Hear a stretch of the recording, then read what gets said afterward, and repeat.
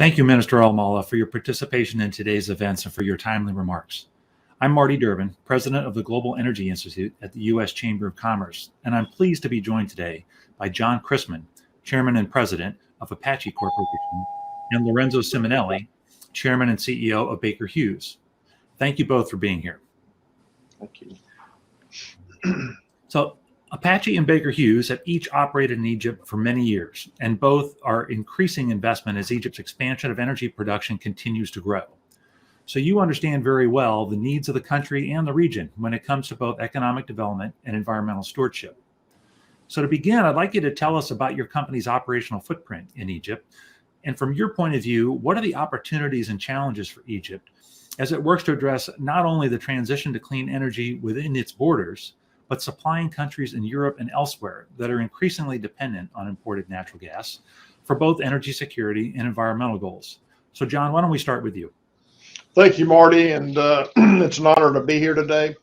Apache has operated in Egypt we're now in our third decade. We're the largest U.S. investor in country, and we're also the largest producer of oil in the country. We've been through a process with the minister and the government where we have just recently modernized our concession agreements. And what it's going to really do is unlock opportunity for us to develop more resource and is also advance and invest in technologies that are going to help, reduce emissions. I want to take a minute and really thank our friend and the energy, industry's friend, His Excellency, Tariq Al-Mullah, who just spoke, because it's his vision to modernize Egypt's oil and gas sector that has made all this possible, and we've been working to do that. We're excited about working with the government of Egypt, with EGPC, with the ministry, and the talented workforce of Egyptians to really advance and help meet both the needs in the area, in the region for expanding energy, and also do it in a way where we can be focused on reducing our carbon footprint and investing in technologies that are going to lower emissions. We've got a long list of projects that we're anxious to get started on. We look forward to talking more about those in the future, but we're really excited about what lies ahead for Egypt and the role it plays in the region and in the world. Excellent. Thanks, John. Lorenzo, tell us something about Baker Hughes and your footprint in Egypt and your views. Yeah, Marty, great to be with you. John, nice to see you. And my compliments to the U.S.-Egypt Chamber of Commerce and also the minister's remarks, which again were spot on with regards to the energy transformation that is being led by Egypt in many of the actions that he's taken. Baker Hughes has been in Egypt for over 110 years, so we know it well, and we actually have over 550 employees, over 9 facilities, and we've really been leading in helping the country through its transformation through the partnership with the Minister Tariq Al-Mullah. We were successful in deploying on the Zohr field and being able to provide subsea equipment as well as onshore equipment. And since 2017, we've really seen an opportunity for Egypt to lead in gas. And we think that this is a unique opportunity as Egypt can actually showcase the way in which you can transform in energy and from being an importer to actually a net exporter.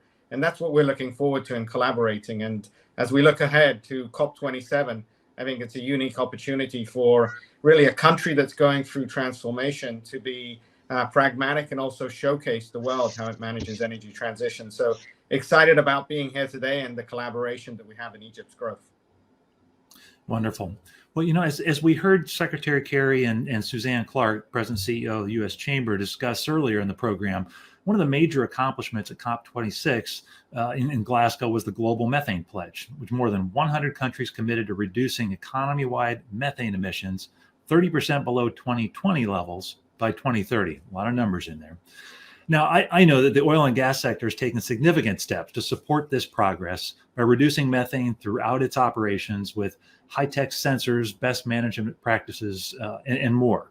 So I'd like to ask each of you to speak to your company's efforts regarding methane and perhaps how technologies and practices employed in the U.S. can and are being adopted in Egypt and elsewhere. And finally, how do you see efforts efforts to address methane potentially translating to new market opportunities for customers in Europe and elsewhere as they seek deeper emission reductions to accompany their gas purchases. So Lorenzo, why don't we start with you this time? Yeah, sure. And Baker Hughes is an energy technology company, and we put out our net zero pledge back in 2019. And so if you think about the role that we play in the ecosystem, it's really to enable the technologies that allow a roadmap to net zero. And we see a world where hydrocarbons are going to continue to be used for many decades ahead. So it's important to get to the emissions content of those hydrocarbons. And as you all know, methane is a key aspect of emissions relative to climate change. And there's technology available today that reduces the impact of methane. If you think of Flare IQ, and you've got the venting of emissions that happens and the flaring of methane, we can actually reduce by deploying Flare IQ technology, which is consistent with, on one stack, taking 34,000 cars away from our roads and improving the efficiency of that flare stack. That's one technology that people can use today, and it's being used both in the US as well as in Egypt.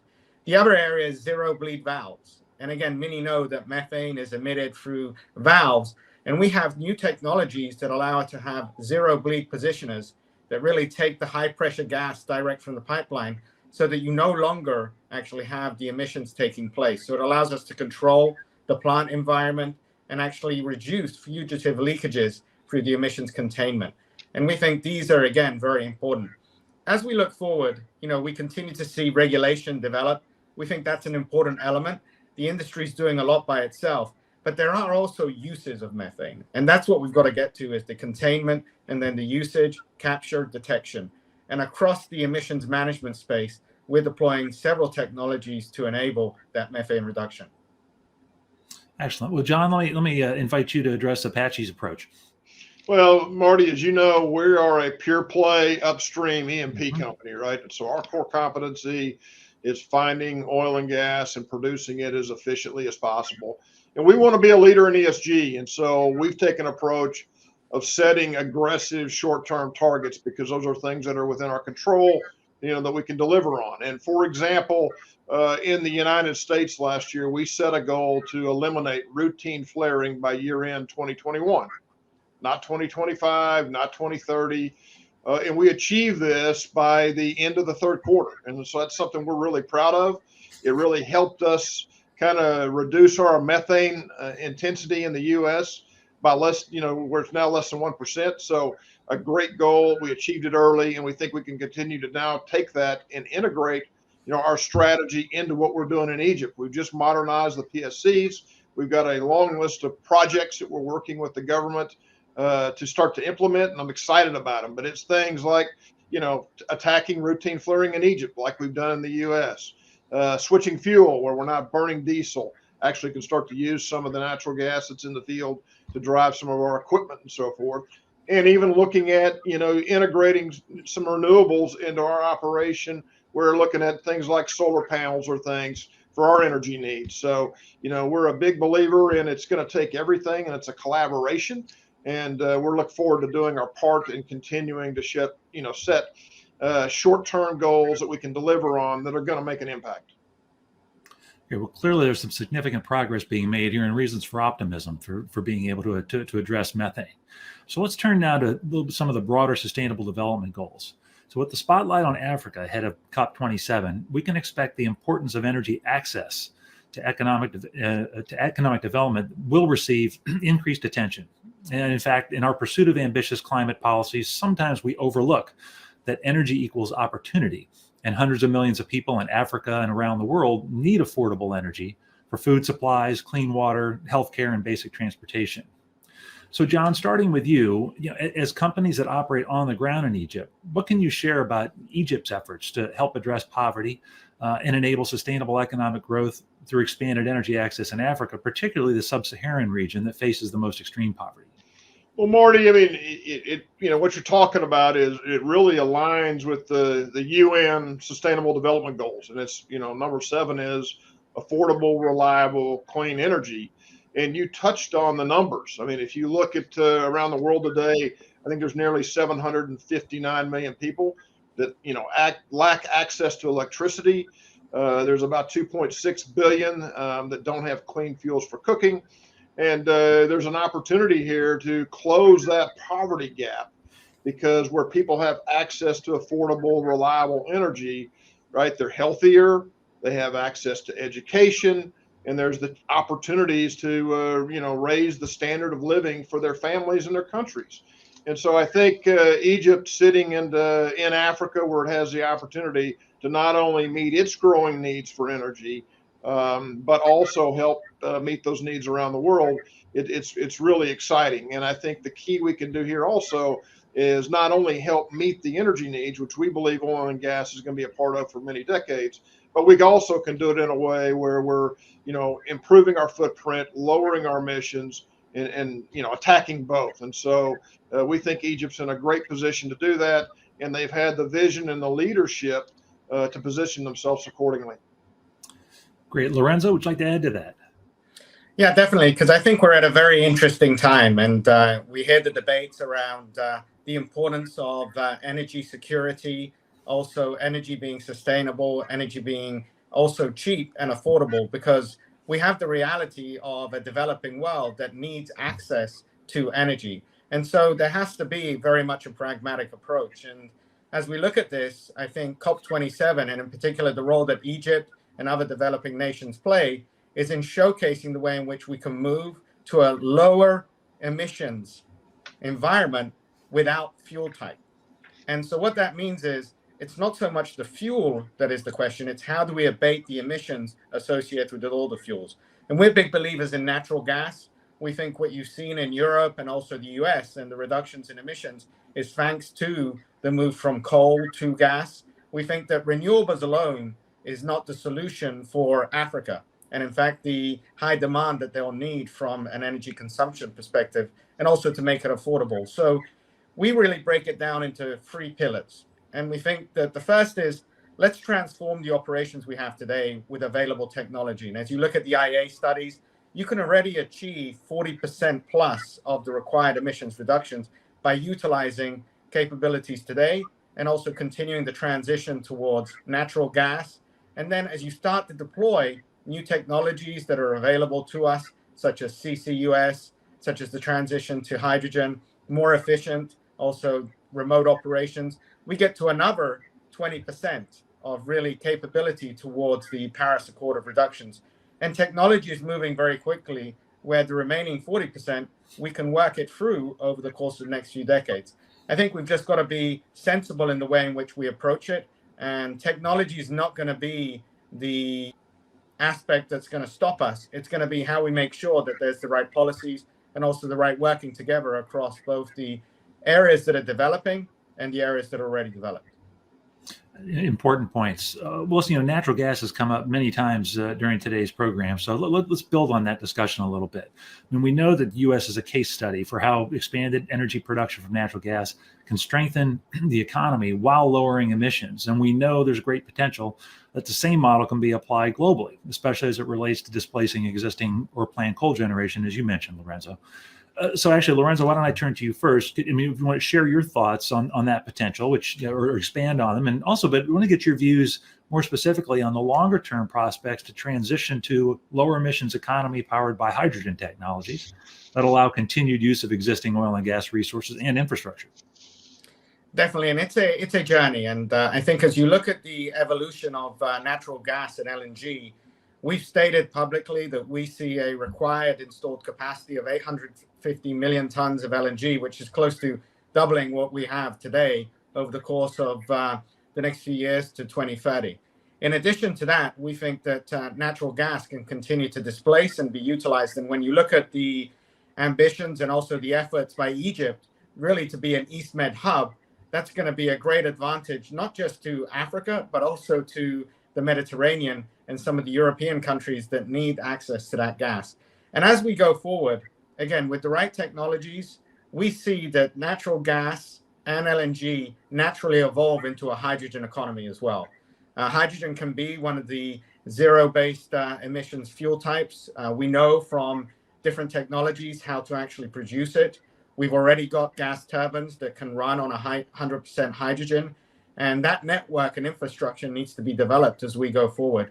And there's plenty of opportunities. We see an addressable market just for Baker Hughes alone of $25 billion by 2030 in hydrogen. So the current market conditions and supportive government policies will spur that ahead. And actually, we've seen a couple of hydrogen projects go forward at the end of last year. As people know, Air Products and NEOM in the Kingdom of Saudi Arabia. We see others very much on the forefront. And we're working with our partners and also opportunities in Egypt as well as we line up for COP27.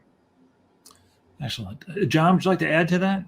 I just want to remind everybody that it's really been natural gas in the U.S. and the change in that into, it growing it as part of our grid has led to the lowest emission levels in, a generation. And so there's a great opportunity when you look at countries like China and India to do exactly what we've been doing in the U.S. and other parts of the world. Excellent. And great point. So let me just a short time remaining here, but I wanted to ask each of you, what emerging sustainable technology or practice are you most excited about? Or alternatively, is there an issue or policy that you believe warrants increased attention as we look ahead to COP27? And John, let me ask you first. I think on the policy side, I think we need to embrace the fact that we can continue to help meet the world's energy needs and embrace lowering our emissions. And our industry is great at setting goals, targets, and achieving them and solving problems. And we look forward to doing both because we know the world needs it. Lorenzo? Yeah, definitely, Marty. And look, I think there's a great opportunity to support our customers in utilizing associated gas and reduce its flaring and actually deploying it to use, detecting and repairing leaks, improve flare combustion efficiency, upgrading equipment. And all of this is technology that's available today. I'm also very excited because we talk about our industry in the oil and gas. This is multi-industry focus, and we can be a pioneer in showcasing the technologies of CCUS, of the adoption of hydrogen, into other industry segments as well that need to decarbonize as well. So I see it being an opportunity to really lead and also enable other industry sectors to reduce their emissions. Looking at Egypt, I think with the wealth of talent that they have there, it's a great opportunity for us to work in partnership with them. And that's why we're so excited about COP27 and also what the Minister Tarek Al-Mullah is doing in relation to driving the right topics and focus for the discussion. So I think there's more we can do today. And also, I'm very optimistic that we can solve the problems going forward. Excellent. Well, Lorenzo, John, we're going to wrap up there. But I just want to thank you both again for adding your insights to this important conversation today. Thank you very much. Mm-hmm.